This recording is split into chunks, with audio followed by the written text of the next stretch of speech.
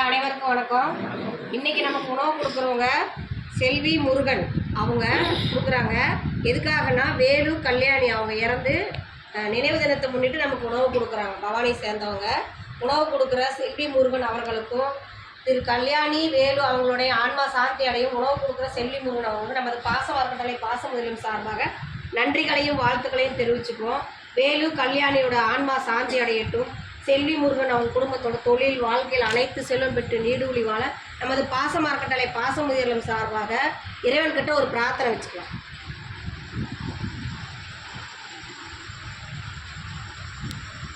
திரு வேலு கல்யாணி அவங்களுடைய ஆன்மா சாந்தி அடையட்டும். உணவு கொடுக்குற செல்வி முருகன் குடும்பத்தாருக்கு நன்றிகளையும் வாழ்த்துக்களையும் தெரிவிச்சுக்கிறோம். இந்த நேரத்தில் அவங்களுக்கு ஒரு கோரிக்கை வைக்கிறேன். என்னென்னு கேட்டிங்கன்னா, நமது பாசமுதலம் ஆரம்பித்து 2 வருடங்களை கடந்து 3வது இடத்துல போயிட்டுருக்கோம். இங்கே நிறைய பெரியவங்க வந்து கேட்கறனால இட வசதி பத்தாதனால சொந்தமாக இடம் வாங்கி கட்டடம் அமைக்கலான் இருக்கோம். அதுக்கு தங்களால் முடிஞ்ச உதவி செஞ்சு தரலாம். நீங்கள் மட்டும் இல்லாத உறவினர்கள் நண்பர்கள் உங்களுக்கு தெரிஞ்ச நபர்கள்கிட்ட குமாரபாளையத்தில் இந்த மாதிரி ஒரு முதியோர் இல்லை இருக்குது. அங்கே 35 நபர்களுக்கு மேலே இருக்காங்க. அவங்களுக்கு சொந்தமாக இடம் வாங்கி கட்டடம் அமைக்க போகிறாங்க. அதுக்கு நம்மளால் முடிஞ்ச உதவி செஞ்சு தரலான்னு சொல்லி நீங்களும் எங்கள் முதியோர் இல்லத்தை வெளியே கொண்டு சென்று எங்களுக்கு கூடிய விரைவில் ஒரு சொந்த கட்டடம் அமையறதுக்கு உங்களால் முடிஞ்ச உதவி செஞ்சு தருமாறு இந்த நேரத்தில் நாங்கள் உங்கள்கிட்ட கேட்டுக்கிறோம். உணவு கொடுத்த உங்களுக்கு மீண்டும் ஒரு முறை நன்றிகளையும் வாழ்த்துக்களையும் தெரிவிச்சுக்கிறோம்.